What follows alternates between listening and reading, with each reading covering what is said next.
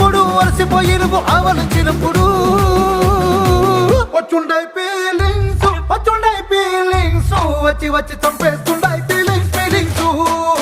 వచ్చుండాయి